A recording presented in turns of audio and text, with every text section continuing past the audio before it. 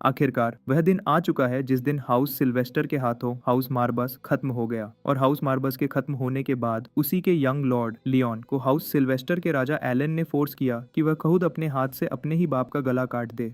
House Sylvester मार्बस का दुश्मन clan है। यह दिन हाउस मार्बस की फैमिली के लिए एक दर्दनाक दिन है, जब उसी फैमिली के लियोन ने अपने हाथ से अपने ही बाप को मार दिया। अब जब उस फैमिली का हेड मर चुका है, लियोन मार्बस अब इस वीक फैमिली का हेड बनने वाला है। ये वही फैमिली है जो एक टाइम पर नेक्रोमेंसी की सबसे पावरफुल फैमिली मानी जाती थी। अब जब लियोन हाउस मार्बस का हेड बन चुका है, वह मार्बस के एरिया में रहने वाले दूसरे नोबल्स के साथ एक मीटिंग करता है। नोबल्स अपने दुश्मन हाउस सिल्वेस्टर के बारे में काफी परेशान है, जो दिन ब दिन मार्बस के सारे एरिया को अपने अंडर लेता जा रहा है। वह टाइम दूर नहीं जब वे पूरे मार्बस का एरिया अपने हाथ में ले लेंगे। एक नोबल कहता है कि लियोन को अपने डिफेंसेस और स्ट्रॉन्ग करने चाहिए। वे सब अलग अलग ओपिनियन दे रहे होते हैं और जिद करने लगते हैं। तभी लियोन उन सबको चुप करा देता है और वेट करने को कहता है, क्योंकि उसे लगता है कि ऐसे डिसीजंस सोच समझकर करने चाहिए। पर नोबल्स उसकी बात नहीं मानते और सोचते हैं कि उनके पास बहुत कम टाइम है, उन्हें खुद कुछ करना होगा। लेकिन लियोन को इस बात का पता है कि अगर उसने प्रेशर और जल्दी में कोई प्लान बनाया तो उसकी फैमिली और हाउस मार्बस खतरे में पड़ सकते हैं। मीटिंग खत्म होने के बाद लियोन सोचता है कि उसके बाप के मरने के बाद, जिसका नाम लॉर्ड रन वॉन मार्बस था, अब सिर्फ वही आखिरी बचा है और सिर्फ 14 साल की एज में उसे हाउस मार्बस का नया लीडर बनना होगा और उसे संभालना होगा। हाउस मार्बस एक टाइम में नेक्रोमांसर्स का पावरफुल क्लैन था, लेकिन अब वे सब बातें हिस्ट्री बुक्स में रह गई हैं, क्योंकि अब इसका डाउनफॉल शुरू हो चुका है। जैसे कि वह अभी बहुत छोटा है, इसलिए लियोन को एक लीडर बनने का ज्यादा एक्सपीरियंस नहीं है। वह सोचता है कि कोई ऐसा बंदा हो जो उसे लीडर बनने के बारे में सब कुछ बता दे और उसे सिखा दे कि लीडर कैसे बना जाता है। वह अपना दिमाग चलाता है और सोचता है कि ऐसे मुश्किल टाइम में अगर उसकी जगह उसके पेरेंट्स होते तो वे क्या करते। लियोन जानता है कि उसके पेरेंट्स इस टाइम उसकी कोई हेल्प नहीं कर सकते, क्योंकि वे मर चुके हैं और अपनी कब्र में होते हुए वे उसे कुछ भी नहीं बता सकते। फिर भी उसे इस टाइम किसी ऐसे की जरूरत है जो उसे लीड कर सके और एक अच्छा लीडर बना सके। सिल्वेस्टर के अटैक के बाद मार्बस में हर जगह मायूसी छा गई है, और ऐसे मुश्किल टाइम में लियोन अपने घर को वे पुरानी खुशियां वापस दिलाना चाहता है। फिर लियोन उस ऑफिस में जाता है जो कभी वेलन वॉन मार्बस का हुआ करता था, जिसने हाउस मार्बस की शुरुआत की थी और जो अपने टाइम में पूरे कॉन्टिनेंट का अकेला नेक्रोमांसर था। कहा जाता है कि हाउस मार्बस को उसी की वजह से इतना फेम और नाम मिला, क्योंकि वेलन एक पावरफुल नेक्रोमांसर था और इसी वजह से वह बैटलफील्ड में बहुत फेमस था। लेकिन उस पावरफुल नेक्रोमांसर के मरने के बाद हाउस मार्बस में दोबारा उस जैसा पावरफुल नेक्रोमांसर कभी पैदा नहीं हो सका, जिसकी वजह से धीरे धीरे हाउस मार्बस खत्म होना शुरू हो गया। और आखिरकार हाउस मार्बस पर इतना बुरा टाइम आया कि उसके लॉर्ड को अपने बेटे के हाथों मरना पड़ा। उस ऑफिस में एंट्री होते ही लियोन एक बुक उठाता है जिसमें उसकी फैमिली की सारी हिस्ट्री लिखी हुई है। हाउस मार्बस को बनाने वाले वेलन वॉन मार्बस की पर्सनालिटी काफी इंटरेस्टिंग थी। एक हाथ के इशारे से वह अपने दुश्मनों को मौत के तूफान की तरह उड़ा देता था और उसके अटैक्स से बड़ी बड़ी आर्मीज बस लाशों का ढेर बन जाती थी। सिर्फ 2 महीने में उसने ईस्ट के सारे एरिया पर कब्जा कर लिया था। कहा जाता है कि वेलन वॉन मार्बस ने शैतान मार्बस से एक समझौता किया और इस कॉन्टिनेंट के सबसे बड़े सीक्रेट्स में से एक सीक्रेट जो नेक्रोमेंसी का था उसे खोला, और यह सब उस शैतानी किताब नेक्रोनॉमिकॉन की वजह से पॉसिबल हुआ, जिसने उसे कॉन्टिनेंट का सबसे पावरफुल किंग बनने की पावर दी। और लियोन के सामने वही शैतानी नेक्रोनॉमिकॉन बुक है। ये एक प्राइसलेस खजाना है जो उन्हें अपने फाउंडर से मिला। ये वही बुक है जिसने हाउस मार्बस को इस पूरे कॉन्टिनेंट का अकेला सबसे पावरफुल नेक्रोमांसर्स का परिवार बनाया। जब लियोन किताब खोलता है, उसे एक ऊंची आवाज सुनाई देती है। यह देखकर वह हैरान हो जाता है। लियोन समझता है कि यह मिस्टीरियस आवाज शायद कोई ट्रिक है, पर उसे यह समझ नहीं आता कि वह इसे कैसे सुन रहा है, क्योंकि ऑफिस एक पावरफुल एंटी मैजिक फील्ड से कवर्ड है। फिर भी वह उस आवाज का जवाब देता है, क्योंकि वह जानना चाहता है कि वह किससे बात कर रहा है। तभी दोबारा आवाज आती है और लियोन से कहती है कि उसे डरने की जरूरत नहीं है, क्योंकि वह बुक उसे या उसकी फैमिली को कोई नुकसान नहीं पहुंचाएगी। लियोन को समझ नहीं आता कि उसे इस शैतानी बुक की बातों पर ट्रस्ट करना चाहिए या नहीं। अचानक लियोन एक दूसरे डायमेंशन में शिफ्ट होने लगता है। जैसे ही वह दूसरे डायमेंशन में जाता है, तभी एक बड़ा सा खतरनाक शेर उसके सामने आ जाता है। लियोन उस शेर को देखकर चौंक जाता है, लेकिन वह अपना होश संभालता है और उस शेर से पूछता है कि वह कहाँ है। ये सुनकर शेर समझ जाता है कि शायद लियोन पहली बार यहाँ आया है और इसे इस काले शेर के बारे में कुछ नहीं पता। मतलब उसके बाप दादा ने उसे कभी ऐसे क्रीचर्स के बारे में नहीं बताया। तभी उस शेर को लियोन का बाप रन याद आता है, लेकिन वह देखता है कि उसका माना बाइंडिंग का रिलेशन जो उसे रन के साथ जोड़ता था, वह अब टूट चुका है। उसे एकदम गुस्सा आ जाता है और घुर्राते हुए शेर लियोन से कहता है कि उसका बाप एक वीक किंगडम का लॉर्ड होने के बावजूद एक अच्छा इंसान था, जबकि उसे चालाक होना चाहिए था। इस वजह से शेर को उसके मरने से इतनी हैरानी नहीं हुई। फिर शेर लियोन से पूछता है कि उसके बाप को किसने मारा है। इतने बड़े मॉन्स्टर से बिना डरे लियोन कहता है कि उसने खुद अपने बाप की जान ली है। यह सुनकर शेर गुस्से में चिल्लाता है, लेकिन लियोन को नुकसान पहुंचाने से पहले वह एक बार फिर पूछता है कि क्या सच में उसने अपने बाप को मारा है। लियोन उसे फिर वही जवाब देता है और बताता है कि उसने ही अपने बाप की जान ली है। शेर का गुस्सा आसमान तक पहुंच जाता है। तभी एक अजीब तरह का रेड वाटर लियोन पर गिरता है, जिसके थ्रू शेर उसकी मेमोरीज को देखता है। उसकी यादों में जाकर वह देखता है कि लियोन अपने बाप को मारने से पहले और बाद में बिल्कुल फीलिंगलेस और सैड था। शेर समझ जाता है कि उस टाइम लियोन अपने होश में नहीं था, उसे कोई और कंट्रोल कर रहा था। जिस मशीन से उसके बाप को मारा गया उसे चलाने वाले हाथ लियोन के हो सकते हैं, लेकिन इसका मतलब ये नहीं कि उसने अपने बाप को मारा है। ये सब सुनने के बाद भी लियोन जिद करता है कि इस सब का वही जिम्मेदार है और इस सच को इग्नोर करने का कोई फायदा नहीं।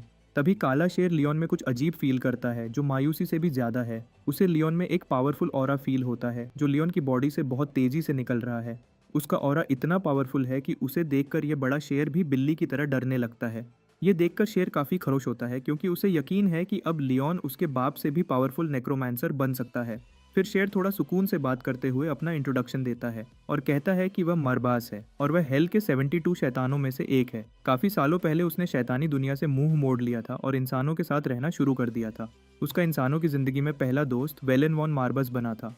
वह लियोन को यह भी बताता है कि हाउस मार्बास को उसी ने नेक्रोमेंसी की पावर दी है। यह सुनकर लियोन को याद आता है कि उसने ये स्टोरीज पहले भी सुनी है। लियोन ये बात पहले से जानता है कि जब वेलेन ने हाउस मार्बस बनाया तो उस टाइम उनके साथ ये शेर ही था जिसने उन्हें नेक्रोमेंसी की टेक्निक्स सिखाई और सारी पावर्स दी। यह बात सुनकर शेर अग्री करता है और कहता है कि अब वह नेक्रोनॉमिकॉन के अंदर फंसा हुआ है। यह सुनकर लियोन हैरान हो जाता है, यह जानते हुए कि वह शेर एक बहुत पावरफुल शैतान है, फिर भी यह बुक में कैसे बंद है।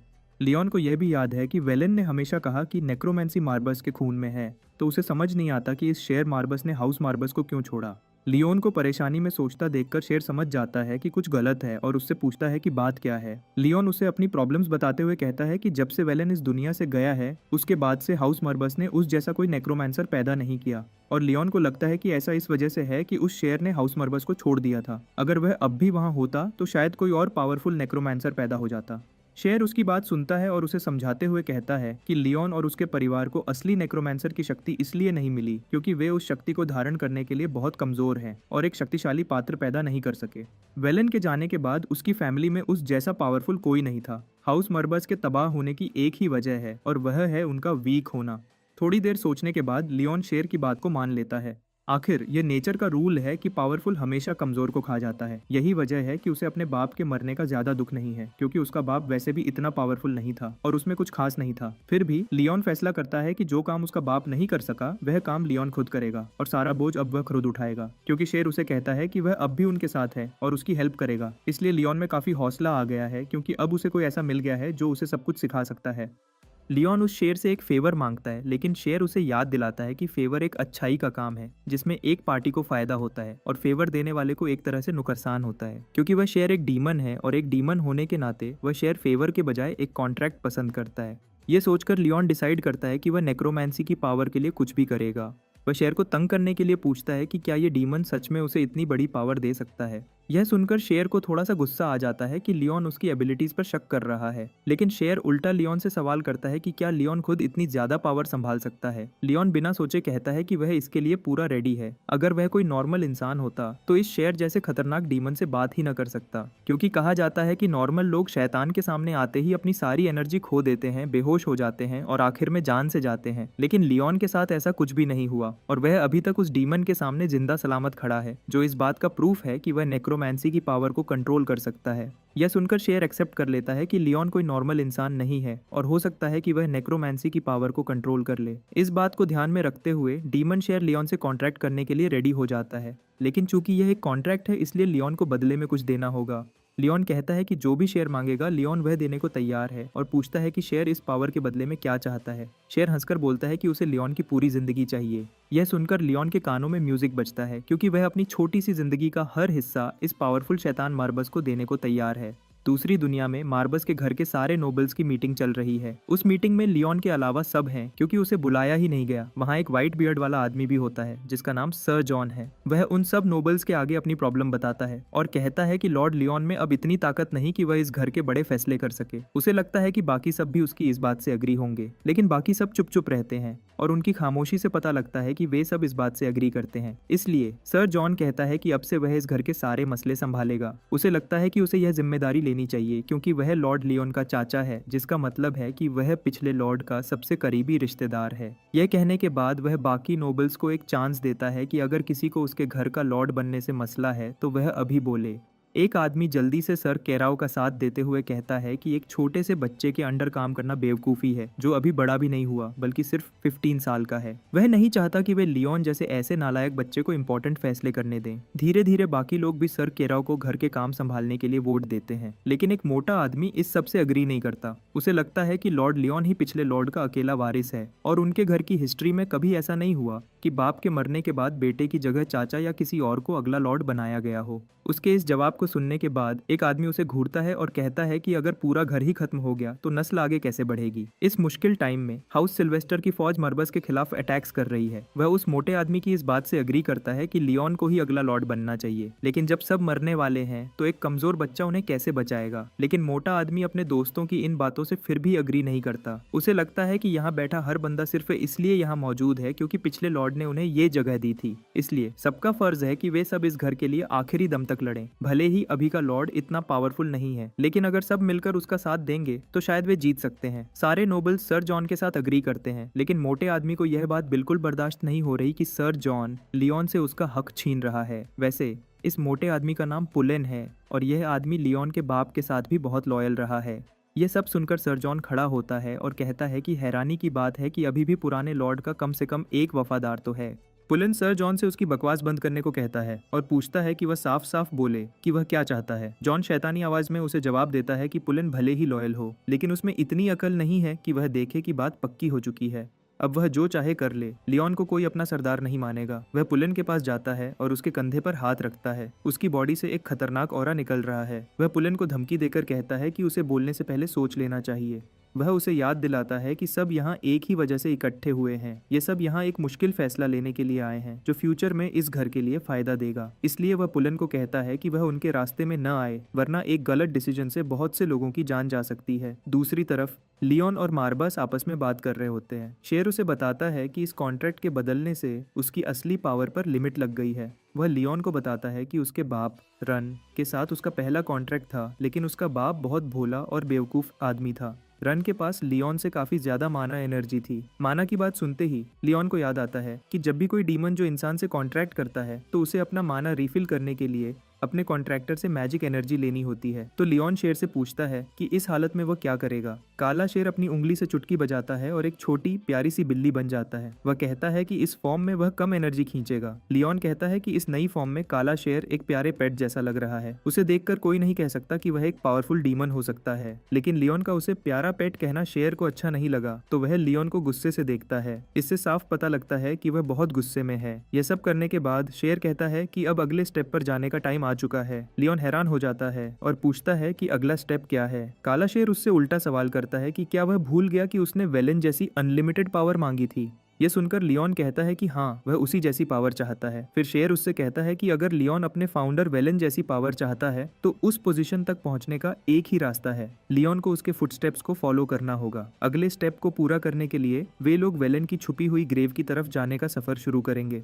लेकिन सफर शुरू होने से पहले शेर लियोन को वार्निंग देता है कि यह काम बहुत खतरनाक है और उसकी जान भी जा सकती है। ये बताने के बाद वह उससे पूछता है कि क्या वह अब भी जाना चाहता है। लियोन उस शेर को ऐसे देखता है जैसे शेर को लग रहा हो कि वह मजाक कर रहा है। वह उसे कहता है कि वह आखिरी हद तक जाने के लिए तैयार है। फिर शेर अपने छोटे छोटे पंजों पर चलना शुरू करता है और लियोन को रास्ता दिखाता है। थोड़ी देर चलने के बाद लियोन को ऐसा लगता है कि वह हाउस मर्बस के घने जंगल में आ चुका है। काला शेर उसे बताता है कि यह जंगल उन लोगों के लिए एक असीमित भूल भुलैया है जो मरबास के खून से नहीं है। लियोन ने इसके बारे में पहले भी सुना है क्योंकि उसके बाप ने बताया था कि सिर्फ असली लीडर ही उस सीक्रेट ग्रेव में कदम रख सकता है। लेकिन एक बात लियोन को समझ नहीं आती, अगर यह जगह उसके बाप दादा को हमेशा नेक्रोमेंसी की पावर देती रही है तो हाउस मार्बस में एक पावरफुल नेक्रोमेंसर क्यों पैदा नहीं हुआ।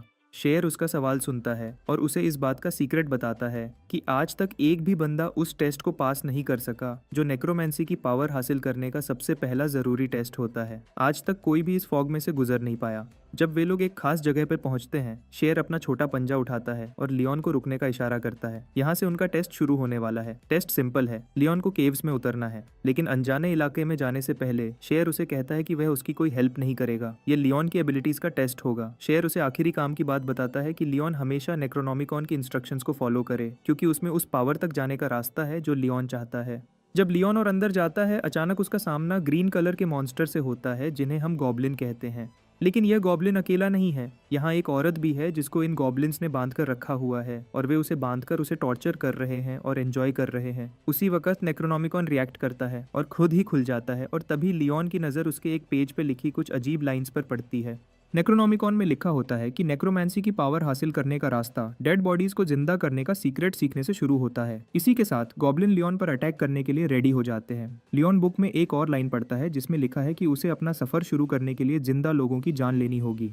जैसे कि शेर ने उसे बताया था कि उसे नेक्रोनॉमिकॉन की बातों को फॉलो करना है, इसलिए वह अपनी तलवार निकालता है और गॉब्लिन्स के खिलाफ लड़ने के लिए रेडी हो जाता है। गॉब्लिन्स ये देखकर अपने वेपन्स लेकर उस पर अटैक कर देते हैं। लियोन अपनी छोटी सोर्ड घुमाता है और एक गॉब्लिन को काट देता है। इस तरह उसने अपना पहला किल कर लिया है। लियोन को एक पुराना सीन याद आता है जहां लियोन अपने बाप के साथ ग्रेवयार्ड में खड़ा है। उसका बाप उससे कहता है कि जो वह बोलने वाला है उसे लियोन को ध्यान से सुनना होगा। हाउस मार्बस में उसका बाप उसे बताता है कि उनके क्लैन के लिए सबसे बड़ी चीज डेथ है। मार्बस नेक्रोमांसर्स का घर है जो मरे हुए लोगों पर राज करता है। उनके लिए डेथ को रिवर्स करना सबसे बड़ी बात है। उस वक्त लियोन सोचता है कि क्या किसी मरे हुए को जिंदा करना भी पॉसिबल हो सकता है। उसने हमेशा सोचा था कि नेक्रोमांसर्स को पावर लेने के लिए किसी को मारना पड़ता है, चाहे इसमें उसकी मर्जी हो या ना हो। उसका बाप कहता है कि पूरे कॉन्टिनेंट में बहुत सारे लोग ब्लैक मेजेस से डरते हैं, लेकिन इसका मतलब यह नहीं कि वे मेजेस सच में ही विलेंस हों। यह कहते हुए लियोन का बाप उसे प्रॉमिस करने को कहता है कि चाहे उसका सामना किसी से भी हो, अगर उसके पास जिंदा करने या मारने की पावर है तो वह उनको सुकून की मौत देगा। यह सवाल लियोन के दिमाग में रह जाता है और कभी कभी वह सोचता है कि हर दुश्मन के साथ क्या उसे ऐसे ही करना होगा, क्या उसे सबको सुकून की मौत देनी होगी। वह यह सब सोच रहा होता है और इतने में उसे ढेर सारे मॉन्स्टर्स घेर लेते हैं। तभी वही सवाल उसके दिमाग में आता है। लेकिन इस सब के बाद भी उसे लगता है कि इन कमीने मॉन्स्टर्स को दर्दनाक मौत देनी चाहिए। लेकिन सबसे कम दर्द वाला तरीका ये है कि वह उनकी नेक पर निशाना लगाए और इतना तेजी से अटैक करे कि एक ही बार में उनकी मौत हो जाए और उन्हें कम से कम दर्द हो। यह सब देखकर काला शेर हैरान हो जाता है यह देखकर कि लियोन ने अपना पहला किल इतनी आसानी से कर दिया। देखा जाए तो लियोन के पास अच्छी सोर्ड भी नहीं है, न उसके पास फाइट का ज्यादा एक्सपीरियंस है, लेकिन फिर भी उसने एक प्रोफेशनल वॉरियर की तरह नेक पर अटैक किया। एक पल के लिए शेर सोचता है कि शायद ये उसका गुड लक था या कोई नेचुरल टैलेंट था, लेकिन जैसे ही और गॉब्लिन्स अटैक करेंगे, शेर को सब क्लियर हो जाएगा कि क्या ये लक है या लियोन की असली पावर। दूसरी तरफ लियोन के दिमाग में काफी ख्याल आते हैं। देखा जाए तो उसे भी यही लगता है कि उसका अभी का किल उसकी स्किल से ज्यादा गुड लक था। उसे लगता है कि इन ग्रीन गॉब्लिन्स से फाइट करना उसके लिए मुश्किल हो सकता है, क्योंकि गॉब्लिन्स नेचुरली चालाक और कमीने होते हैं और ऊपर से उसे अंधेरे की वजह से सही से कुछ दिखाई भी नहीं दे रहा। और जैसे ही वह किसी गॉब्लिन को मारता है, अंधेरा और बढ़ जाता है। लियोन देखता है कि हर गॉब्लिन के मरने पर टॉर्च बुझ रही है। उसे समझ आ गया है कि उसे अंधेरे में फाइट करने के लिए रेडी होना होगा। दुश्मन को पूरा काटने के बजाय वह अब तेजी से बस उन पर अटैक करके वहां से निकलने पर फोकस करता है। वह अपना अटैक शुरू करता है और जैसे ही एक गॉब्लिन मारता है, साथ ही एक और टॉर्च भी बुझ जाती है। अंधेरा होने के बाद भी लियोन की आंखें एडजस्ट हो रही हैं, इसलिए अब वह काफी कुछ आसानी से देख सकता है। उसे बस एक बात की फिक्र है, दरअसल उसका डैगर इतना खास नहीं है और उसकी कंडीशन बार बार अटैक करने से खराब होती जा रही है।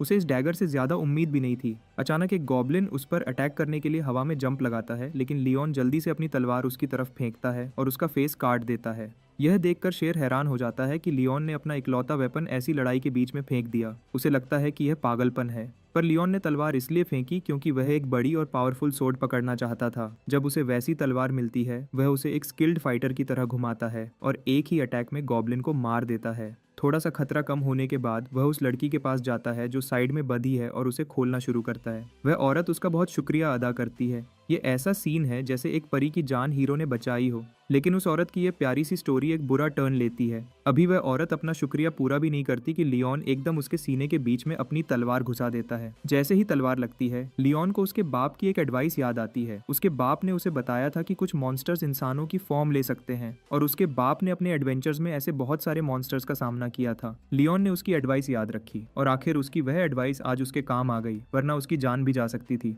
लियोन उस औरत पर जरा भी रहम नहीं करता और एक बार फिर सोर्ड उसके पेट में घुसा देता है, जिससे वह दर्द से चीखती है।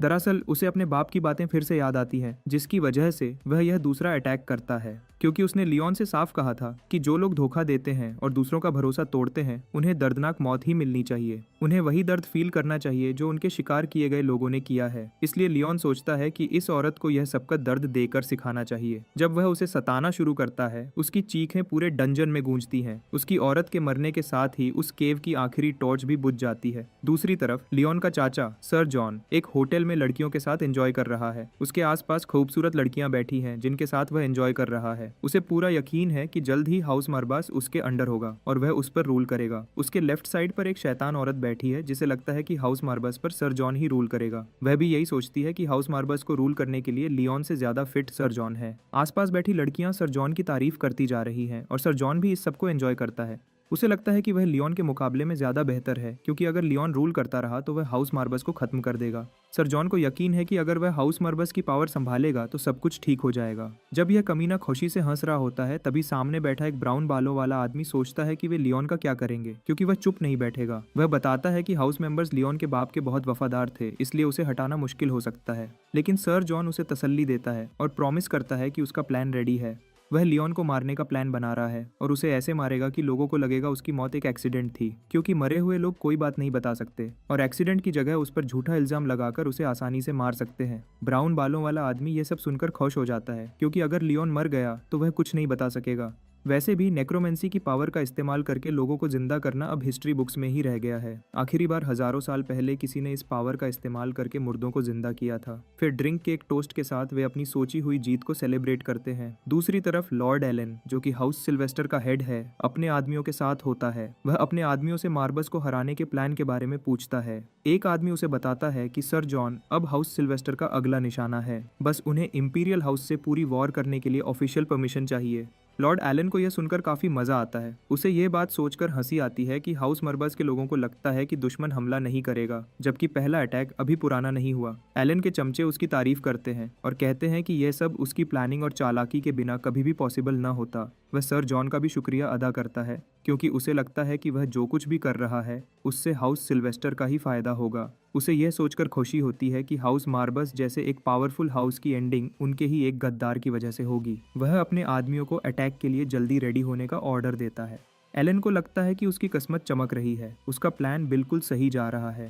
पहले लियोन का बेवकूफ बाप जिसका सर उसके अपने बेटे ने काटा, अब वह बेटा खुद अगला शिकार बनने वाला है। लेकिन उसे इस बात का नहीं पता कि जिसे मारने के लिए वह जाल बिछा रहा है वह खुद उसी जाल में फंसने वाला है। वापस डंजन में लियोन उस आखिरी मॉन्स्टर को खत्म कर चुका है और डंजन में पूरा अंधेरा हो गया है, क्योंकि सारी टॉर्चेस बुझ चुकी हैं। लियोन कहता है कि इसका मतलब वह औरत आखिरी मॉन्स्टर थी जिसे मारना शायद टेस्ट का मेन पार्ट था। जैसे ही वह यह बोलता है, टॉर्चेस फिर से जलने लगती हैं और फिर से डंजन में रोशनी हो जाती है, जिसे देखकर लियोन को बहुत सुकून मिलता है। काला शेर काफी खुश हो जाता है, यह सोचकर कि लियोन उसका कॉन्ट्रैक्टर है। वह लियोन के ऊपर छलांग लगाता है, जिससे वह खून के तालाब में गिर जाता है। शेर लियोन का पावर लेवल देखकर काफी खुश हो जाता है, क्योंकि लियोन अकेला एक भरे हुए ऑर्क्स के कैंप को खत्म कर सकता है। उसे इस बात से हैरानी होती है कि लियोन ने न सिर्फ मॉन्स्टर के सीक्रेट का पता लगाया, बल्कि उसकी मेटल से भी स्ट्रॉन्ग बॉडी को इतनी आसानी से काट दिया जैसे कोई मक्खन हो। लियोन उसकी तारीफ से खुश होता है, लेकिन ऑर्क्स से टकराना नहीं चाहता, क्योंकि उसने सुना है कि वे इंसानों से सबसे ज्यादा नफरत करते हैं। फिर भी शेर हैरान होता है कि लियोन ने उस मॉन्स्टर की औरत वाली फॉर्म को कैसे पहचाना।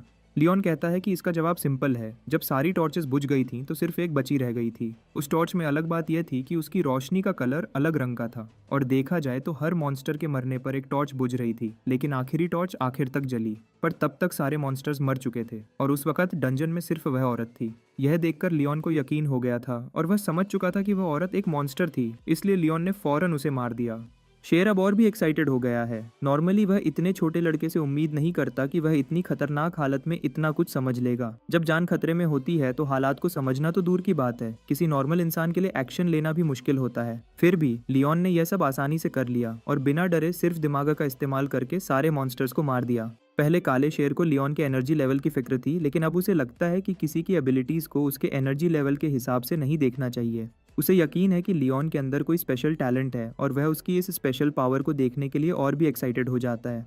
अब वह देखना चाहता है कि लियोन आगे क्या करने वाला है, क्योंकि लियोन ने अपना पहला टेस्ट पूरा कर लिया है। अब अगले टेस्ट का टाइम आ चुका है। उसका पहला टेस्ट किसी को मारना था और उसने ये टेस्ट अच्छे से कर दिखाया है। तो नेक्रोनोमिकॉन उसे कहता है कि अब अगले टेस्ट में उसे किसी डेड बॉडी को जिंदा करना है। उस बुक की बात सुनने के बाद लियोन सोचता है कि शायद इसका मतलब है कि उसे अब इन मरे हुए गॉब्लिन्स को जिंदा करना है और इसके साथ वह एक पावरफुल नेक्रोमांसर बनने के लिए अपना पहला स्टेप उठाने वाला है। यह बात सोचकर वह काफी ज्यादा एक्साइटेड हो जाता है। लियोन के सामने नेक्रोमेंसी के सीक्रेट्स खुलना शुरू हो जाते हैं। इसके बाद शेर उसे कहता है कि वह मरे हुए गॉब्लिन्स की तरफ देखे और फिर अपनी आइज के थ्रू माना एनर्जी फ्लो करे। यह करने से उन गॉब्लिन्स के साथ मौत के धागे बनेंगे जो उनकी बॉडीज से जुड़ जाएंगे।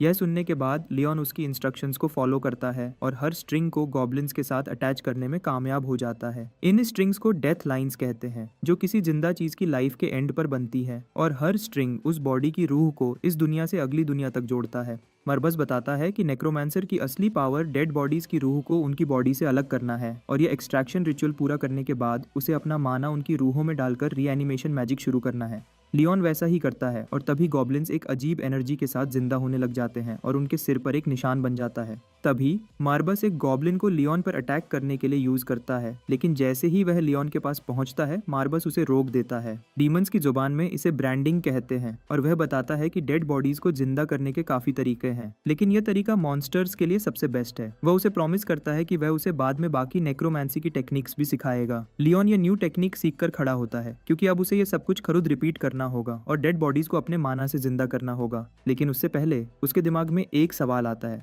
उसे अपने बाप दादा की बातें याद आती हैं, तो वह उस शेर से कहता है कि इंसान को जिंदा करना मॉन्स्टर से कहीं ज्यादा मुश्किल है। इसलिए अब वह सोच रहा है कि क्या वह इतना पावरफुल है कि एक इंसान को दोबारा जिंदा करके अपना वॉरियर बना सके। मरबस पूछता है कि क्या वह यह पावर यूज करके एक आर्मी बनाना चाहता है। लियोन हाँ कहता है, जिससे शेर उसे तंग करता है और कहता है कि ऐसा कौन सा इंसान है जिसे लियोन अपना शिकार बनाने का सोच रहा है। लियोन उसे एक नाम बताता है। वह कहता है कि वह सर जॉन को शिकार बनाना चाहता है, जो उसका इकलौता चाचा है और वह एक गद्दार कमीना है जो हाउस मार्बस पर कब्जा करना चाहता है। दरअसल सर जॉन लियोन के बाप को बुरा भला कहता है। वह उसे वीक कहता है और उसे एक बहुत बड़ा बेवकूफ समझता है जो कुछ नहीं कर सकता था। वह खुद को एक चालाक इंसान समझता है और सोचता है कि अपने भाई के मरने के बाद वह इस हाउस के लिए सबसे बेस्ट रूलर बन सकता है और उसे ये प्लान पूरा करने के लिए लियोन का बंदोबस्त करना बाकी है, जो हाउस मार्बस का आखिरी हकदार है। अगर कोई अच्छा इंसान होता तो वह अपने भाई के बेटे की मौत का सोचकर बहुत परेशान होता, लेकिन सर जॉन एक कमीना आदमी है और उसे लगता है कि वह यह सब सही कर रहा है, बल्कि वह यह काम पूरा करके सेलिब्रेट करने का सोच रहा है, जबकि उसे उदास होना चाहिए। लेकिन जब वे लोग अपने ड्रिंक्स पीते हुए एंजॉय कर रहे होते हैं, तभी एक जोरदार ब्लास्ट बिल्डिंग के पास होता है। इस ब्लास्ट की वजह से हॉल में लगा चैंडिलियर टूटकर बीच में गिरता है, जिससे वहां बैठे सब लोग डर जाते हैं। सर जॉन एक पल के लिए सोचता है कि यह सब क्या हो रहा है। वहां बैठे सब लोग चौंक जाते हैं, क्योंकि किसी को यकीन नहीं था कि यह जगह जो पूरी तरह स्ट्रॉन्ग मैजिक से प्रोटेक्टेड थी, इस जगह भी इतना बड़ा अटैक हो सकता है। उन्हें सच में डर लगता है, क्योंकि अगर कोई इस मैजिक को तोड़ सकता है तो वह सच में बहुत पावरफुल है। सर जॉन घबरा कर इधर उधर देखता है और अपने ग्रुप को चुप रहने का इशारा करता है। फिर वह ऊंची आवाज से पूछता है कि कौन है जिसने यह सब किया, और उसका मजाक उड़ाते हुए कहता है कि उसने बहुत घटिया तरीके से उसकी जान लेने की कोशिश की है। तभी जवाब में लियोन की आवाज आती है, जो अपने चाचा को कहता है कि वह कभी भी इतना घटिया काम नहीं करेगा। वह दूर से अपने चाचा को घूर कर देखता है। सर जॉन उसे एक बेकार नेक्रोमांसर समझता है, जिसका घर बस खत्म होने वाला है। तभी वह अपने आदमियों को इशारा करता है और उन्हें लियोन का काम तमाम करने को कहता है। लेकिन लियोन बिल्कुल सीरियस हो जाता है और सीधा इस बूढ़े को कहता है कि वह हाउस मार्बस का लॉर्ड है, इसलिए उसे लियोन की इज्जत करनी चाहिए। जॉन पूछता है कि वह इतनी रात को यहाँ क्यों आया। लियोन उसकी अकड़ तोड़ते हुए कहता है कि उसे अपने एक नौकर से मिलने के लिए अपॉइंटमेंट नहीं चाहिए। वह यहाँ का किंग है, इसलिए वह जो चाहे कर सकता है। यह सुनकर जॉन काफी गुस्से में आ जाता है और लियोन को बुरा भला कहता है। वह तंज कसता है कि क्या वह खुद को बहुत पावरफुल समझता है, जो हाउस मार्बस का किंग बन सकता है। वह पूछता है कि क्या लियोन को डर है कि उस जगह कोई और किंग बन जाएगा। यह कहते हुए लियोन का चाचा सोचता है कि अब और टाइम वेस्ट नहीं करना चाहिए और लियोन को मारने का प्लान पूरा करने का सोचता है, क्योंकि अब लियोन का बाप मर चुका है और अब कोई उसे बचा नहीं सकता। लेकिन उसके प्लान को तोड़ते हुए लियोन कहता है कि उसे यह बात अच्छी तरह पता है कि अब वह अकेला है और वह खुद को बचा सकता है। जॉन हंसता है और कहता है कि वह बहुत बड़ा बेवकूफ है, जो अकेला यहाँ आके अपने चाचा से टक्कर ले रहा है। वह खुद ही अपनी जान खतरे में डाल रहा है, उसे जाकर कहीं छुप जाना चाहिए। लेकिन लियोन उसका मजाक बनाते हुए कहता है कि उसने कभी नहीं कहा कि वह यहाँ अकेला आया।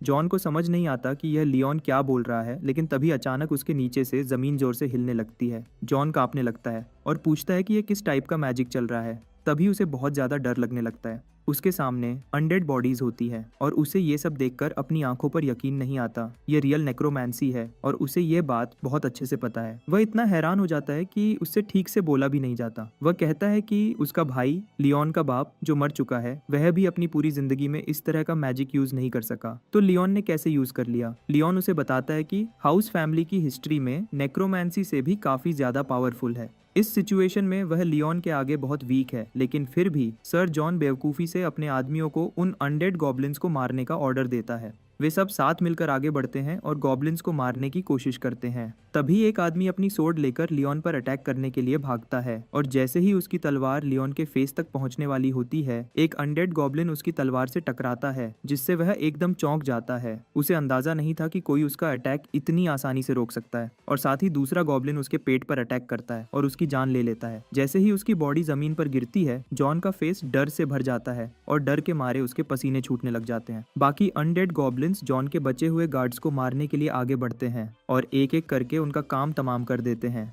यह भयानक सीन देखकर सर जॉन सोचता है कि उसका सामना एक पागल से है। गॉब्लिन जॉन के आदमियों को काटकर पीसेस कर देते हैं और सर जॉन यह देखकर बस हैरान हो जाता है और डर के मारे वह हिल भी नहीं सकता। उसने कभी ऐसा कत्लेआम नहीं देखा। उसे कंफर्म हो जाता है कि लियोन नेक्रोमैंसी की पावर यूज कर रहा है। गुस्से और डर से पागल होकर जॉन सोचता है कि यह सब कैसे हो सकता है। अपने हाथ में एक ब्लैक होल बनाते हुए वह लियोन पर चिल्लाता है कि वह नेक्रोमैंसी के असली पावर का गलत यूज कर रहा है। लियोन उसे चुप कराते हुए कहता है कि हाउस मार्बल्स का लीडर होने के नाते वह कुछ भी गलत नहीं कर रहा। जॉन को उसकी बात पर यकीन नहीं आता और कहता है कि वह झूठ बोल रहा है क्योंकि नेक्रोमैंसी की पावर खो चुकी है और लियोन का बाप या दादा भी उसे कभी यूज नहीं कर सका, तो ये कैसे यूज कर सकता है। सर जॉन इस बात को एक्सेप्ट नहीं करता कि एक छोटा बच्चा इतनी पावरफुल टेक्निक यूज कर सकता है। अपनी बात को प्रूव करने के लिए लियोन हाथ से इशारा करता है और जॉन को वार्निंग देता है कि वह बहुत बड़ी गलती कर रहा है। फिर वह अपनी गॉब्लिन आर्मी को जॉन पर अटैक करने का ऑर्डर देता है। गॉब्लिन्स उस पर अटैक करना शुरू कर देते हैं और उस पर बेरहमी से वार करते हैं। तभी जॉन अपनी थोड़ी सी पावर से लियोन पर एक अटैक करता है, लेकिन एक गॉब्लिन उससे टकराता है और वह जल जाता है। यह अटैक शायद इंसानों पर कोई इफेक्ट हो सकता है, लेकिन डेड बॉडीज पर इसका कोई इफेक्ट नहीं है। वे अटैक के बाद दोबारा खड़े हो गए और फिर से अपना अटैक शुरू कर दिया।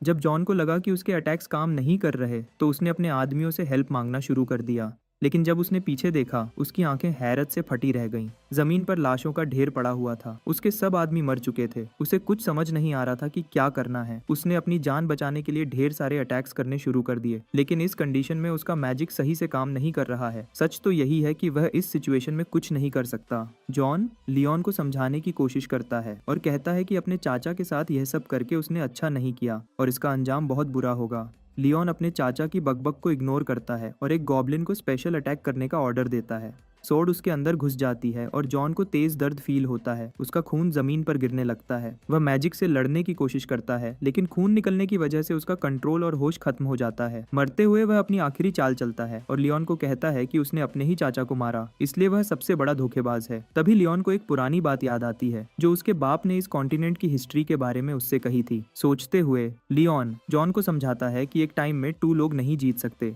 एक न एक को हारना होता है। जॉन सोचता है कि शायद लियोन उसे लेक्चर देकर टाइम जाया कर रहा है, लेकिन लियोन अपनी बात जारी रखता है और कहता है कि उसने बिना किसी फीलिंग के अपने चाचा को मारा, लेकिन ये सब उसने एक किताब से सीखा है। फिर लियोन उसे कहता है कि माफ करने का हक सिर्फ जीतने वाले को मिलता है और कार्ल भी कभी जीतने वालों में से था, लेकिन उसने अपने ही लीडर को पावर के लिए धोखा दिया। अब हालात बदल चुके हैं। ये कड़वी लेकिन सच बातें सुनकर जॉन को दुख होता है, लेकिन लियोन फिर भी उसकी मौत के टाइम पर उसके सामने सच बोलता जाता है। वह अपने चाचा को उसके आखिरी टाइम पर बाय तक नहीं कहता और कहता है कि उसे अपनी अगली जिंदगी में भी दर्द ही मिलेगा। लियोन उससे कहता है कि वह यह दिन है और फिर वह जॉन की जान छीनकर उसे सजा देने का प्लान बनाता है। गॉब्लिन अपनी तलवार घुमाते हैं और उस बूढ़े जॉन की जिंदगी एक दर्दनाक चीख के साथ खत्म हो जाती है। जॉन के मरने पर मार्बस लियोन के इस काम से थोड़ा इम्प्रेस्ड हो जाता है। उसे इस बात से काफी हैरानी होती है कि एक न्यू नेक्रोमैंसर होने के बाद भी लियोन के अंदर काफी ज्यादा पावर है। ऐसा लगता है जैसे लियोन को 10 साल का एक्सपीरियंस हो। यह सब करने के बाद लियोन के दिमाग में एक ऐसा प्लान आता है जिसे सुनकर एक दफा शेर भी डर जाता है। तभी हम देखते हैं कि काउंसिल मीटिंग होने वाली है, जहां कुछ नोबल्स कहते हैं कि जॉन ने एक और मीटिंग क्यों बुलाई है।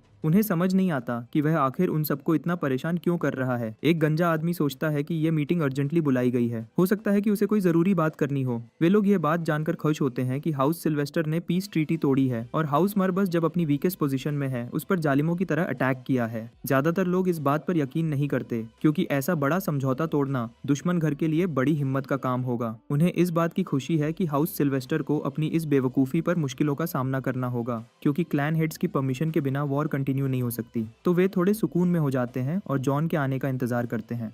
तभी वे सब देखते हैं कि कोई आ रहा है, लेकिन वह जॉन नहीं बल्कि एक छोटा लड़का है, जिसके हर स्टेप से काउंसिल मेंबर्स को डर फील होता है और वे सोच में पड़ जाते हैं कि लियोन यहाँ कैसे आ सकता है। उन्हें समझ नहीं आता कि लियोन यहाँ क्यों आया है, जबकि मीटिंग जॉन ने बुलाई थी। लियोन के यहाँ आने का कोई मतलब नहीं बनता। लियोन आते ही टाइम वेस्ट नहीं करता और सीधा पॉइंट पर आता है। वह कहता है कि वे सब जॉन के आने का इंतजार कर रहे होंगे, लेकिन उसके पास एक एक्साइटिंग न्यूज है। जॉन अब से मीटिंग में नहीं आएगा, क्योंकि वह अब काम का नहीं रहा और मीटिंग अटेंड नहीं कर सकता। उन्हें समझ नहीं आता कि इस बात का क्या मतलब है, तो एक नोबल लियोन से साफ साफ कहने को कहता है। लियोन सुकून से अपनी चेयर पर बैठता है और फिर सबको जॉन की मौत के बारे में बताता है, जिससे कमरे में एकदम खामोशी छा जाती है। वह उन सबको क्लियरली बताता है कि उसने जॉन का कत्ल किया है। यह बताने के बाद लियोन उन सबसे पूछता है कि क्या किसी को उसके इस फैसले पर कुछ कहना है। सब लोग यह सुनकर चौंक जाते हैं। तभी टेबल पर जोर से हाथ मारते हुए एक काउंसिल मेंबर गुस्से में चिल्लाता है और कहता है कि लियोन ने हाउस मार्बस के एक इंपॉर्टेंट मेंबर को क्यों मारा है और उससे एक्सप्लेनेशन मांगते हैं।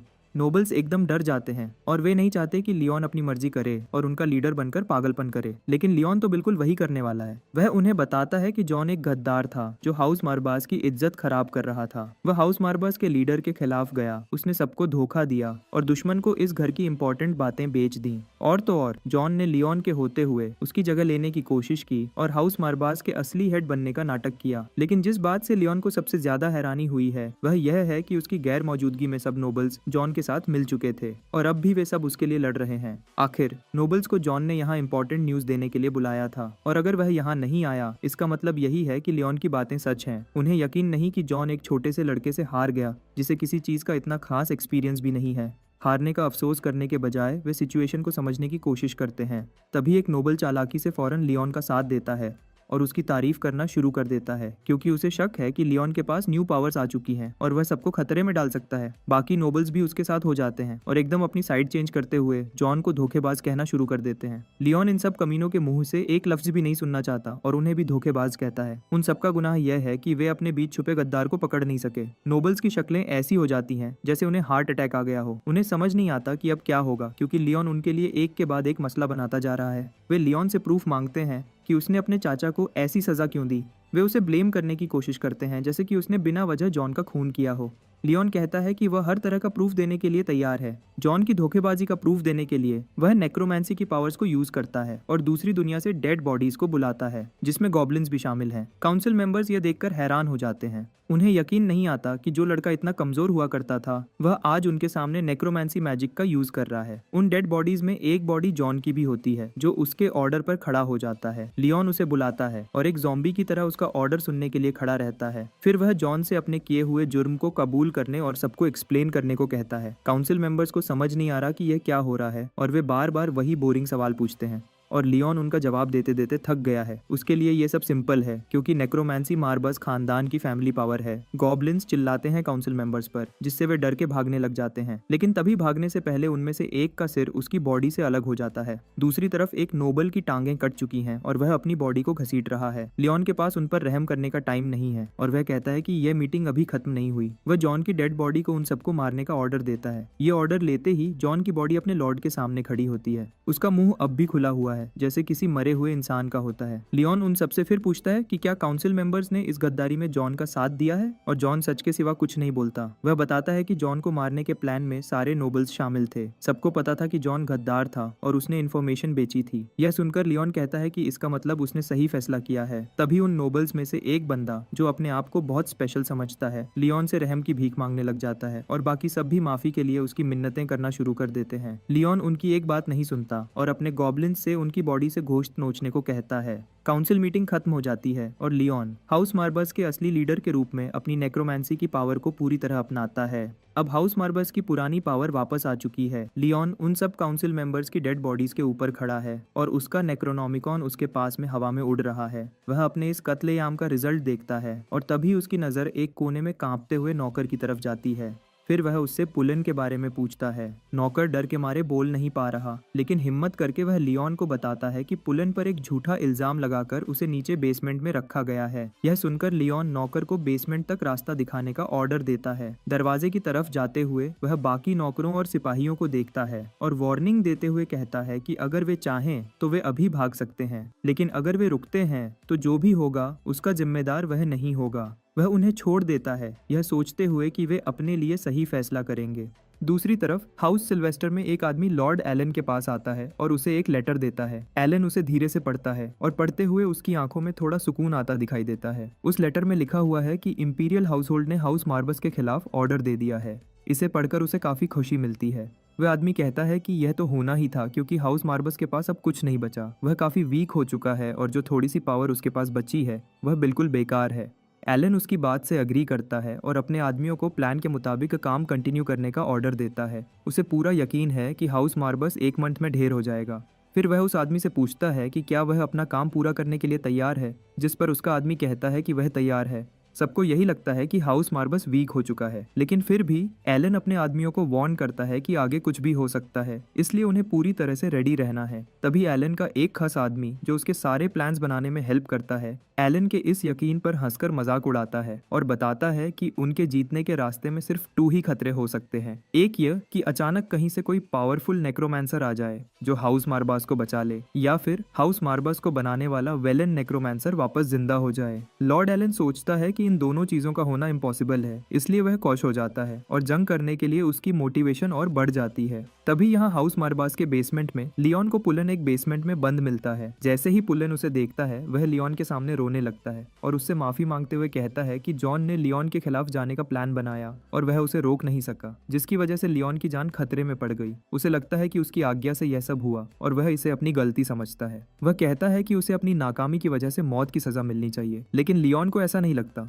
उसके सामने पुलन एक अकेला ऐसा आदमी था जिसने जॉन के खिलाफ एक्ट किया और अपनी लॉयल्टी प्रूव की, और इस वजह से वह एक कीमती साथी है। यह सोचकर लियोन उसे खड़े होने का ऑर्डर देता है, क्योंकि अभी बहुत से काम बाकी हैं और उसे पुलन की हेल्प चाहिए। पुलन हैरान हो जाता है और पूछता है कि उस जैसा आदमी लियोन के क्या काम आ सकता है। लियोन पुलन के आसपास मंडराती मक्खियों को देखकर सिर्फ इतना कहता है कि वह नहाकर उसके ऑफिस में आए, जहां वे तफसील से बात करेंगे।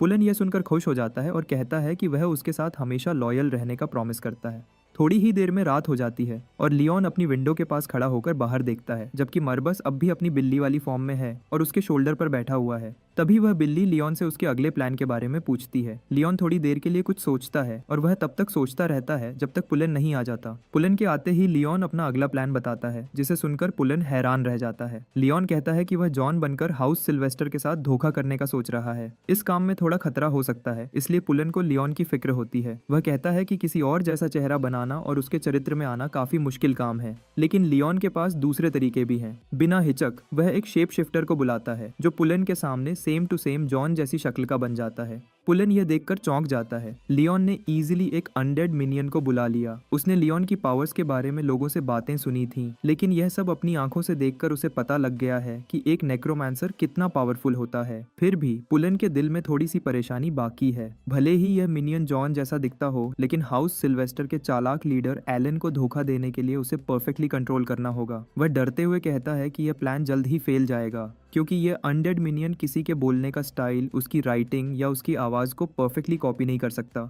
लेकिन लियोन बताता है कि यह कोई आम मिनियन नहीं है, यह एक इल्यूजन है जिसे एक शेप शिफ्टर ने बनाया है और इसमें लियोन की पावर यूज़ हुई है।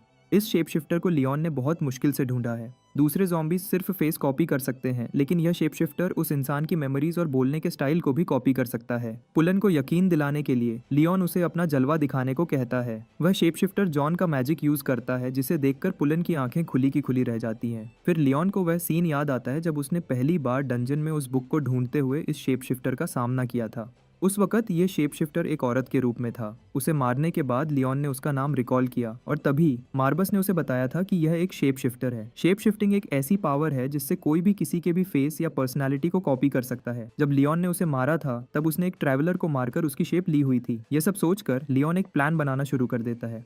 लियोन अपनी नेक्रोमैंटिक पावर का यूज करके उस शेप शिफ्टर की बॉडी को जमीन से उठाता है। ये मॉन्स्टर्स कभी हाउस मार्बस के फाउंडर के मिनियन हुआ करते थे और अब हजारों सालों बाद ये अपने असली मालिक की फैमिली के पास वापस आए हैं। ये डिमोनिक मॉन्स्टर्स काफी गुस्से में हैं। उनका गुस्सा देखकर लियोन मार्बस की तरफ देखता है, लेकिन मार्बस उसे बाकी मॉन्स्टर्स से ज्यादा पसंद करता है। लेकिन मार्बस उसे वार्निंग देता है कि ये मॉन्स्टर्स हर उस इंसान का रूप ले सकते हैं जिसका नेक्रोमैंसर ने सामना किया हो। बस शर्त यह है कि वह उस नेक्रोमैंसर से ज्यादा पावरफुल ना हो। अगर कोई इंसान उस नेक्रोमैंसर से ज्यादा पावरफुल हुआ तो वह उसका रूप नहीं ले सकते। मार्बस लियोन को याद दिलाता है कि उसे थोड़ा समझकर काम करना चाहिए क्योंकि वह अभी भी काफी वीक है। भले ही उसने अपने चाचा की रूह को अपने पास कैद कर लिया हो, लेकिन अब भी वह काफी ज्यादा वीक है।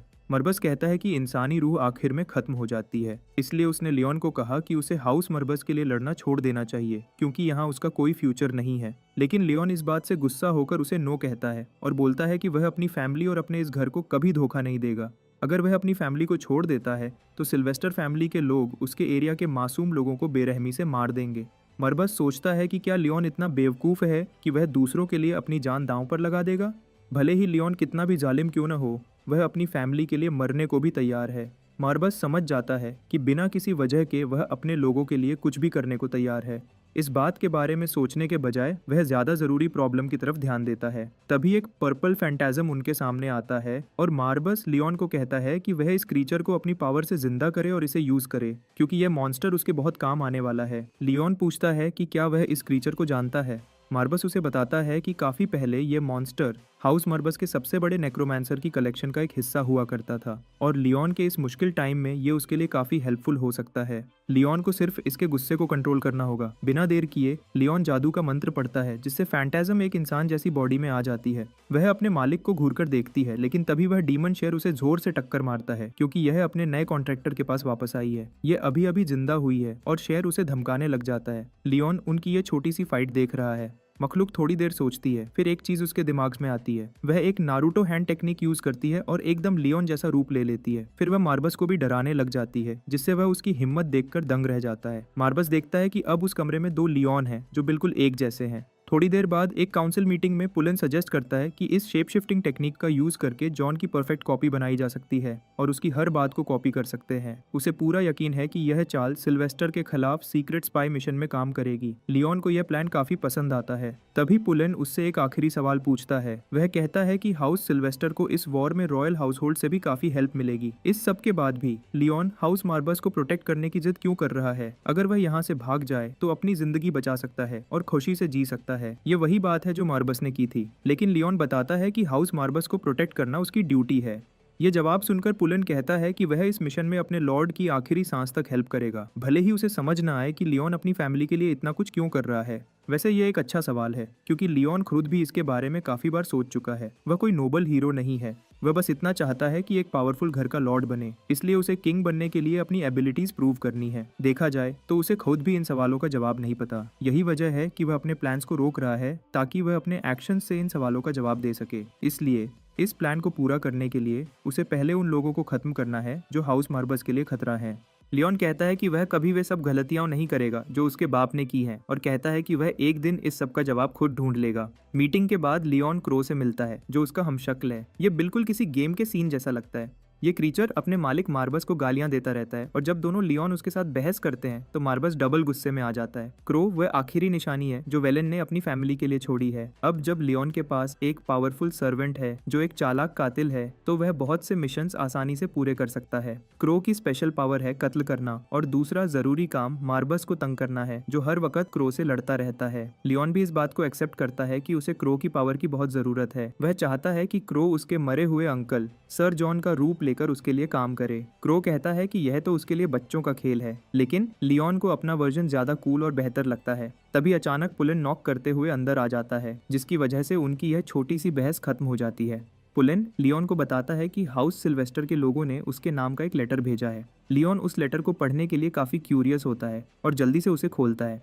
तभी उसे पता चलता है कि सिल्वेस्टर के लोग हाउस मार्बस पर इल्जाम लगा रहे हैं कि उन्होंने हजारों सालों से अपनी रिस्पॉन्सिबिलिटीज पूरी नहीं की। उन्होंने यह भी लिखा कि हाउस मार्बस ने अपने मजे के लिए अपने ही लोगों को परेशान करके मारा है और आसपास के लोगों को भी डराया है। इसलिए हाउस सिल्वेस्टर ने लॉर्ड एलन के ऑर्डर से लीडरशिप संभाल ली है। इसका मतलब हाउस मार्बस और हाउस सिल्वेस्टर के बीच अब एक वॉर होने वाली है। वे एक शर्त भी रखते हैं कि अगर हाउस मार्बस जल्दी हार मान ले तो वे लोग उनको और उनकी फैमिली को नहीं मारेंगे, और यह भी कि इस लेटर के बाद सिल्वेस्टर की आर्मी 1 मंथ के अंदर मार्बस को तबाह कर देगी। और तो और रॉयल एम्परर भी उनका साथ दे रहा है और लॉर्ड एलन सिल्वेस्टर इस अटैक को लीड करेगा। लेटर खत्म होने के बाद वे सब सोच में पड़ जाते हैं, लेकिन जंग की तैयारी करने के लिए सिर्फ 1 मंथ का टाइम है। लेकिन लियोन इस चैलेंज से बिल्कुल नहीं डरता। मर्बस कहता है कि उनके पास अभी भी टाइम है, वे लोग यहाँ से भाग सकते हैं और कुछ टाइम तक अपनी पावर्स बढ़ाकर और एक बड़ी आर्मी बनाकर वापस आ सकते हैं। लेकिन लियोन मर्बस को कहता है कि वह अपनी नेक्रोमेंसी की पावर का यूज करेगा और कहता है कि वह 1 मंथ खत्म होने का वेट भी नहीं करेगा। मर्बस सोचता है कि यह तो पूरी तरह पागल हो चुका है। वह कहता है कि वह एक बहुत बड़ी आर्मी से फाइट करने जा रहा है, न कि अपने अंकल से लड़ने। मर्बस पूछता है कि क्या वह इतने खराब हालात में भी लड़ने के लिए रेडी है। यह सुनकर लियोन स्माइल करता है और कहता है कि सब ठीक हो जाएगा, क्योंकि अब से वह किसी के बारे में नहीं सोचेगा और अपने दुश्मनों का जीना मुश्किल कर देगा। दूसरी तरफ हर जगह यह बात फैल जाती है कि सर जॉन कहीं गायब हो गया है। गांव वाले समझते हैं कि यह एक बुरा शगुन है, क्योंकि कुछ टाइम पहले उनके लॉर्ड की मौत हुई और अब उसका भाई भी गायब हो गया। वे सब लियोन के लिए परेशान हो जाते हैं, क्योंकि लोग समझते हैं कि अपने बाप के बाद अब अपने आखिरी अंकल को खोकर वह टूट चुका होगा। लेकिन एक आदमी दूसरों को यकीन दिलाता है कि उसे लियोन पर पूरा भरोसा है और वह सब कुछ संभाल लेगा। गांव के लोग एक दूसरे को हौसला देते हैं, लेकिन उन्हें इस बात का जरा भी अंदाजा नहीं कि हाउस सिल्वेस्टर की आर्मी बहुत जल्द उन पर अटैक करने वाली है, क्योंकि उन्हें जंग की परमिशन मिल गई है। जब वे बातें कर रहे होते हैं, पुलन बीच में बोल पड़ता है और उन्हें जबान संभालकर बात करने की वार्निंग देता है और कहता है कि उन्हें झूठी न्यूज नहीं फैलानी चाहिए। जब वे मुड़ते हैं तो देखते हैं कि पुलन के पीछे लियोन खड़ा है, जिसे देखकर वे झुककर माफी मांगते हैं और कहते हैं कि वे तो बस छोटी सी बात कर रहे थे। वे लियोन को उसके अंकल के खो जाने पर उसे हौसला भी देते हैं और कहते हैं कि किसी के लिए 1 मंथ के अंदर ही अपने 2 प्यारे फैमिली मेंबर्स को खोना काफी दुख की बात है। लेकिन लियोन उन्हें कहता है कि ऐसा कुछ नहीं है और बताता है कि उसका अंकल जॉन अभी जिंदा है, बस इतना बीमार है कि लोगों के सामने नहीं आ सकता। वह इसलिए कहता है क्योंकि उसे पता है कि इस टाइम लोगों को यह यकीन दिलाना ज्यादा अच्छा है कि उसका अंकल जिंदा है, ताकि कोई हंगामा न बने। वापस मुड़ते हुए लियोन कहता है कि गाँव वाले उसके अंकल का कुछ ज्यादा ही साथ देते हैं। वह यह सब इसलिए कर रहा है ताकि वह जॉन के साथियों को धोखा दे सके।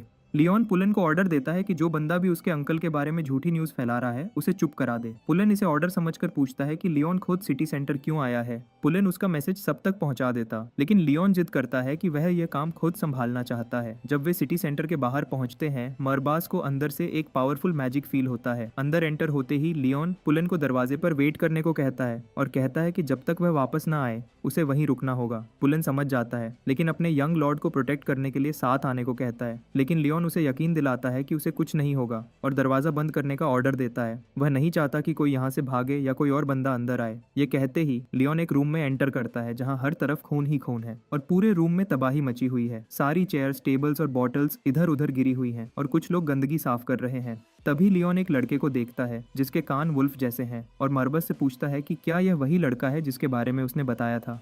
मरबस कहता है कि वही लड़का है, इसका नाम वॉल्टर है। ये बहुत पावरफुल है, इसके कान वुल्फ जैसे हैं और इसके चारों तरफ एक पावरफुल ऑरा है।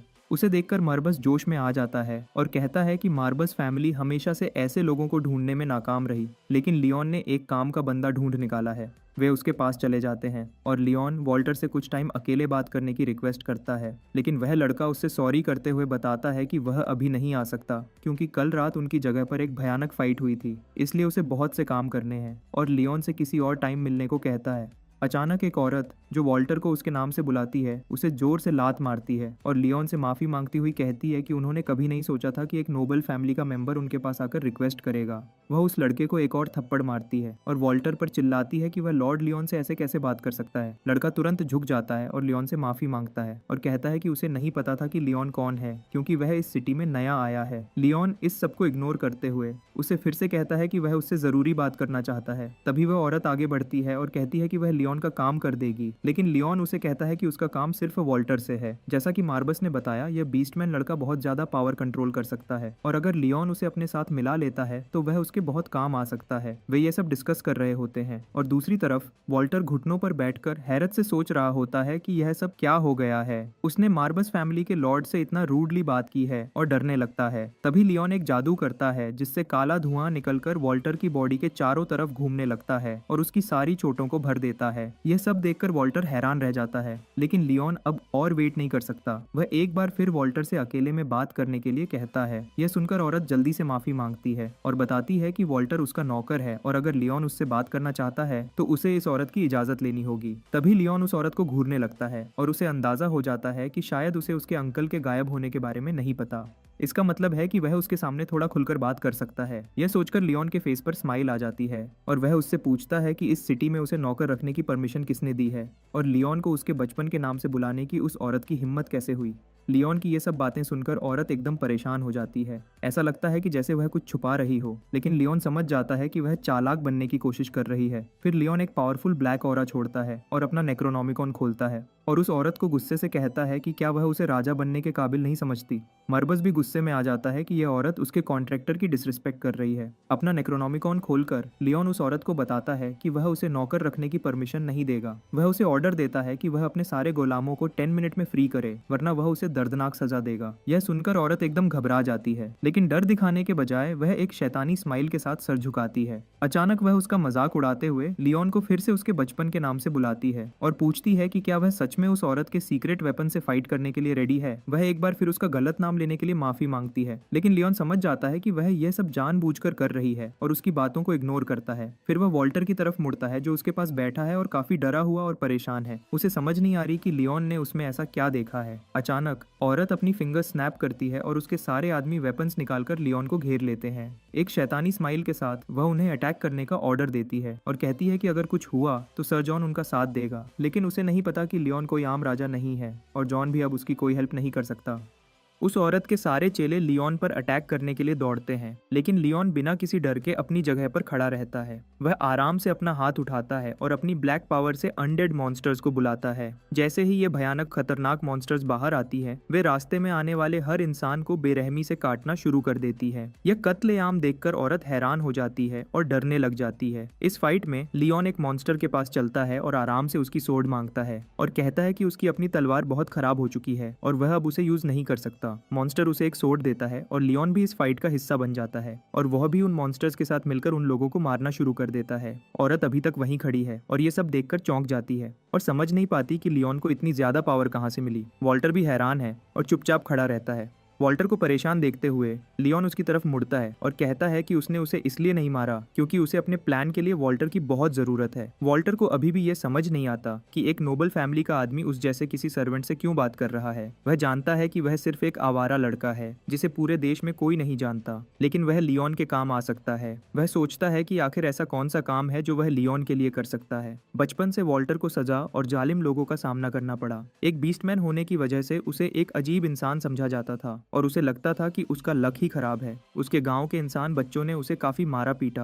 और उसे कभी समझ नहीं आया कि उन्होंने ऐसा क्यों किया। वह तो बस एक मासूम बच्चा था और उसने ऐसा कुछ किया भी नहीं था कि उसे इतनी मार पड़ी थी। लेकिन एक दिन ऐसा आया जब वह और यह सब नहीं सह सका। उसके अंदर कुछ टूट गया था। वह अपने लिए खड़ा हुआ और उसके चारों तरफ एक खतरनाक ऑरा निकल रही थी। उसे इंसानों से नफरत हुई और उसने उन सबकी शक्लें याद कर ली जिन्होंने उसे तंग किया था। और एक टाइम ऐसा आया कि उसने एक पागल सीरियल किलर की तरह उन सबको मार डाला। जब उसे होश आया और उसने अपने चारों तरफ बिखरी लाशों को देखा तो उसे यकीन नहीं हुआ कि उसने यह क्या कर दिया। उसे बहुत ज्यादा डर लग रहा था। यह सच का सामना करने का डर था। उसे इस बात का अफसोस था कि वह वही बीस्ट बन गया था जो लोग उसे हमेशा कहा करते थे। ये सब सोचकर वह वहां से भाग गया और अपने आप को समझाने की कोशिश करता रहा कि वह वैसा मॉन्स्टर नहीं है जैसा लोग उसे समझते हैं। वापस फाइट में लियोन हाथ में सोर्ड लेकर उस औरत की तरफ चलता है। वह घबराकर चिल्लाती है कि अगर उसने उसे मारा तो जॉन यह बर्दाश्त नहीं करेगा और उसका बदला लेगा। लियोन अपने हाथ में ब्लैक मैजिक यूज करते हुए एक गोला बनाता है और उसे कहता है कि भले ही वह अभी एक किंग बनने के लिए रेडी नहीं है, लेकिन जल्द ही होगा।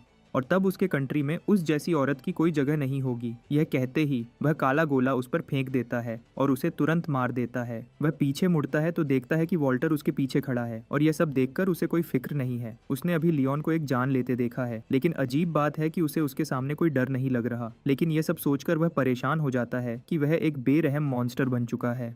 लियोन स्माइल करते हुए उसके पास आता है और वॉल्टर को अपने साथ काम करने की ऑफर करता है।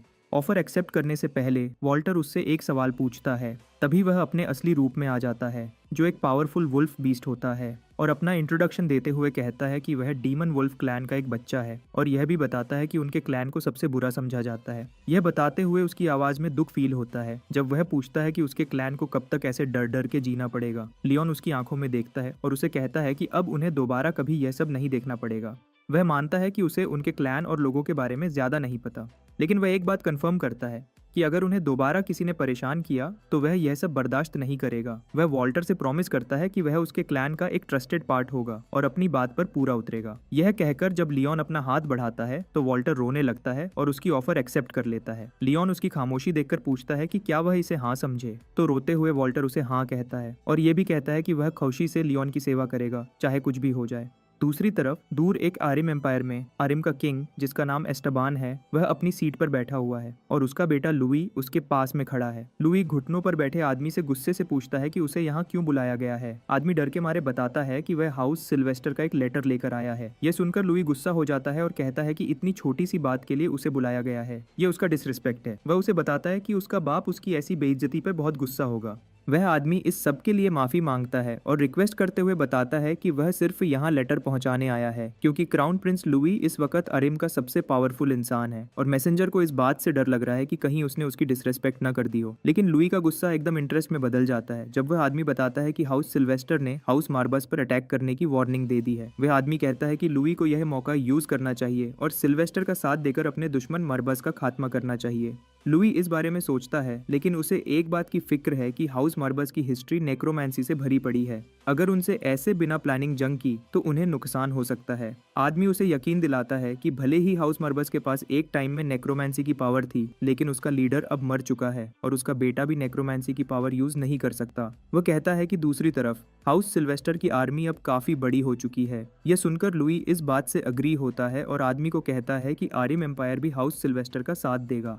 वह उसे यह मैसेज डिलीवर करने का ऑर्डर देता है। वह सोचता है कि हाउस मार्बस को इस दुनिया से खत्म करने का यह अच्छा चांस है जो वे छोड़ नहीं सकते। वह आदमी लुई के रिस्पेक्ट में झुकता है और कहता है कि वह उसका मैसेज पहुंचा देगा और जल्दी से चला जाता है। उसके जाते ही लुई अपने बाप की मेहनत से बनाई हुई एम्पायर की तारीफ करता है। वह कहता है कि उन्होंने ऐसे हालात बनाए हैं जिससे अब हाउस मार्बस को आसानी से खत्म किया जा सकता है। लेकिन जब वह यह सब बोल रहा होता है, किंग एस्टाबान चुप रहता है और उसका इमोशनलेस फेस बिना कुछ बोले वैसा ही रहता है। वह बस खाली नजरों से देखता रहता है। फिर लुई अपने बाप के बेजान जिस्म को उठाता है और स्माइल करते हुए कहता है कि जल्दी ही सब कुछ उसका होगा। यहाँ हाउस मार्बस में लियोन अपने ऑफिस के अंदर है और वॉल्टर उसके सामने अब अच्छे कपड़े पहनकर खड़ा है। पुलन आगे बढ़ता है और वॉल्टर के गले में एक पेंडेंट डाल देता है, जो एक बहुत इंपॉर्टेंट चीज है। पुलन समझाता है कि भले ही लियोन और बाकी लोग वॉल्टर को अपनी फैमिली का हिस्सा मानते हैं, लेकिन बाहर के लोग इतनी आसानी से यह बात एक्सेप्ट नहीं करेंगे। अचानक वॉल्टर एकदम से चीखता है जब उसके बीस्ट वाले कान उस पेंडेंट को पहनते ही गायब हो जाते हैं। पुलन उसे बताता है कि यह एक मैजिकल आइटम है जो उसकी बीस्ट लुक को छुपाने के लिए है, क्योंकि इससे लियोन का प्लान फेल हो सकता है, इसलिए उसका असली रूप छुपाना जरूरी है। वॉल्टर थोड़ा सा परेशान होता है, लेकिन आखिर वह इस बात से अग्री करता है, जिससे पुलन के फेस पर स्माइल आ जाती है। लियोन यह सब देख रहा था। वह सबको एक इम्पॉर्टेंट मीटिंग के लिए मिलने का ऑर्डर देता है। सबके इकट्ठा होने पर वह ऐलान करता है कि सिर्फ बातें करने से काम नहीं चलेगा, सबको उसकी लॉयल्टी प्रूव करनी होगी। वह सीरियस मूड में सबसे पूछता है कि क्या वे सच में उसके लिए कुछ भी करने को तैयार हैं। यह सुनकर पुलन रोने लगता है और दिल से लियोन के लिए लॉयल होने का प्रॉमिस करता है। उसके पीछे ही शेप शिफ्टर भी अपनी लॉयल्टी देने का प्रॉमिस करता है। यह सब देखकर मार्बस जोश में आ जाता है और मानता है कि अब लियोन के लिए हालात बेहतर हो रहे हैं। सबकी लॉयल्टी देखकर वॉल्टर भी उनका साथ देता है, लेकिन उसे हैरानी तब होती है जब उसे पता चलता है कि लियोन उनसे नहीं बल्कि टेबल से बात कर रहा है। लियोन बेफिक्र रहता है और उन सबको आपस में एक मैना बाउंड कॉन्ट्रैक्ट बनाने को कहता है। वह कहता है कि अगर कोई यह बॉन्ड नहीं बनाएगा, इसका मतलब है कि वह उसके साथ नहीं है। जो लोग मैना बाउंड कॉन्ट्रैक्ट बनाते हैं उनका माना एक साथ मिल जाता है और वह एक न टूटने वाला रिलेशन बन जाता है। ये रिलेशन उन्हें ऐसे सीक्रेट्स शेयर करने में हेल्प करता है जो वे बाहर वालों से शेयर नहीं कर सकते। सब इस बात से अग्री करते हैं। तो लियोन इस टेक्निक को शुरू करता है और अपने हाथ में ब्लैक मैजिक कलेक्ट करता है। वह जमीन में एक पोर्टल बनाता है जिससे ब्लैक मैजिक का तूफान निकलता है और 2 भयानक डीमन हैंड्स निकलते हैं। उनके हाथ में एक पुरानी बुक होती है। जैसे ही वह बुक खुलती है, पुलन और वॉल्टर उसे पढ़ने लग जाते हैं। इसके साथ मार्बस अपना असली रूप दिखाता है और सबको बताता है कि वह इस फैमिली की स्पिरिट है और वह वही डीमन है जिसके नाम पर यह घर बनाया गया है। फिर मार्बस एक अजीब और डीप आवाज में पैक्ट के सब शर्तों को गुनगुनाकर सुनाता है। फिर उन सब से उनकी लॉयल्टी मांगता है और लियोन को अनडेड का किंग बना देता है। बाकी सब हैरानी से इस बड़े से जानवर को देखते हैं जो लियोन के पीछे खड़ा है। लियोन सबको बताता है कि वह उसका ट्रस्टेड फ्रेंड है और सबको बताता है कि वह उनके साथ अच्छे तरीके से बात करेगा। एक डीप और भयानक आवाज में मार्बस उनकी खामोशी से अंदाजा लगाता है कि वे सब अग्री करते हैं और बताता है कि यह पैक्ट उनकी आत्मा पर एक स्टैंप की तरह लग जाएगा और एक बार बन गया तो कभी टूट नहीं सकता। पुलन घबराते हुए लियोन को कहता है कि वे कभी ऐसी कोशिश नहीं करेंगे, लेकिन उसके दिल में अभी भी एक बात है। जो डीमन मार्बस है, ये वही डीमन है जिसके साथ पहले लॉर्ड मार्बस ने कॉन्ट्रैक्ट किया था। वही डीमन अब फिर उनके सामने खड़ा है। उसे अब समझ में आता है कि लियोन इतनी जल्दी इतना पावरफुल नेक्रोमैंसर कैसे बन गया। अचानक रूम में एक स्ट्रॉन्ग माना फीलिंग शुरू हो जाती है और पुलन और वॉल्टर, जो थोड़ा सा माना प्रेशर सह नहीं पा रहे, वे मार्बस के स्ट्रॉन्ग माना की वजह से वहीं खड़े रह जाते हैं और हिल भी नहीं सकते। पुलन सोचता है कि लियोन और क्या क्या कर सकता है, लेकिन तभी उनकी आंखें खुली रह जाती हैं जब वे देखते हैं कि मार्बस अचानक एक छोटे से बिल्ली के बच्चे में बदल जाता है। वॉल्टर अचानक चौंककर पूछने वाला होता है कि यह क्या हुआ, लेकिन पुलन जल्दी से उसका मुंह बंद कर देता है। मार्बस यह देखता है और पूछता है कि वॉल्टर क्या कहना चाहता था।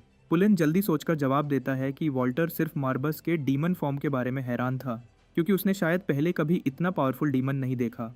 मरबस उसके जवाब से खुश होता है, लेकिन उन्हें वार्निंग देता है कि वे किसी को भी उसके बारे में नहीं बता सकते, क्योंकि जंग से पहले अगर दुश्मन को मरबस के बारे में पता लग गया तो वे उससे लड़ने के लिए कोई तरीका ढूंढ लेंगे। वह बताता है कि वह सिर्फ उनको दिखता है जिन्होंने लियोन के साथ कॉन्ट्रैक्ट किया है, बाकी सबके लिए वह बिल्कुल गायब है। मरबस फिर कहता है कि सिटी के बहुत से लोग जॉन का साथ देते हैं। यह नाम सुनते ही वॉल्टर को एक पुराना सीन याद आता है। उसने एक बार जॉन को अपनी ओनर के पास एक लेटर देते हुए देखा था। यह सुनकर मार्बस जोश में आ जाता है, क्योंकि उसे लगता है कि उन्हें शायद एक और सुराग मिल गया। लियोन इस बारे में और पूछता है, लेकिन वॉल्टर कहता है कि उसे इसके बारे में कुछ पता नहीं है। लेकिन जब वे पहले क्लब से निकल रहे थे तो फाइट की लूट समझकर शेप शिफ्टर ने एक बॉक्स उठाया था। यह देखकर मार्बस को याद आता है कि शेप शिफ्टर हमेशा से ही लालची रहा है, लेकिन तभी वह लियोन को समझाता है कि जैसे कि अब उन्होंने क्लब में सबको खत्म कर दिया है, तो शेप शिफ्टर ने सोचा कि वह जो चाहे ले सकता है बिना टाइम वेस्ट किए। लियोन खुद बॉक्स को देखता है और उसमें उसे एक लेटर मिलता है जिसका सील पहले से टूटा हुआ है। लगता है उन्हें वही लेटर मिल गया है। यह सब शेप शिफ्टर की वजह से पॉसिबल हुआ। लियोन लेटर खोलता है और उसे ऊंची आवाज में पढ़ता है। यह लेटर हाउस सिल्वेस्टर की तरफ से हाउस मार्बस के नाम है। उन्होंने हाउस मार्बस के खिलाफ जंग का कहा है। लेटर में उन्होंने लिखा है कि हाउस मार्बस ने एम्परर अरिम के ऑर्डर को नहीं माना और उनके एम्पायर के लिए अपनी रिस्पॉन्सिबिलिटी पूरी नहीं की, जो एक बहुत बड़ा क्राइम है, जिसकी वजह से हाउस सिल्वेस्टर ने उन्हें सरेंडर करने के लिए 1 मंथ का टाइम दिया है, वरना वे जंग शुरू कर देंगे और जो भी उनके रास्ते में आएगा उसे तबाह कर देंगे।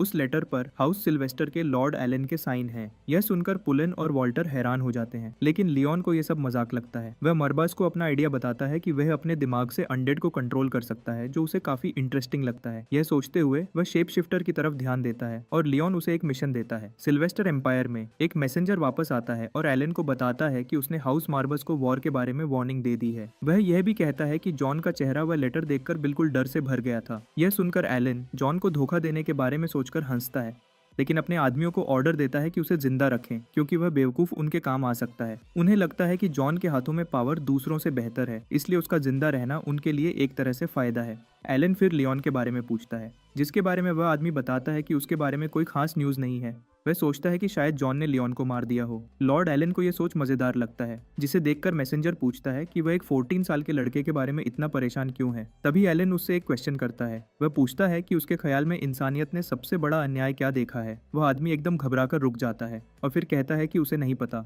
एलन जवाब देता है कि सबसे बड़ा अन्याय यह है कि एक ऐसे पावरफुल दुश्मन का सामना करना जिससे भागना पॉसिबल न हो और सब कुछ तबाह होते देखना। वह फिर उस आदमी से पूछता है कि ऐसे अन्याय के सामने वह क्या करेगा। आदमी चुप रहता है, जिससे एलन कहता है कि वह लियोन के बारे में सोच रहा है, जिसमें एक ऐसी एबिलिटी है जो नॉर्मल आंख से नहीं दिखती।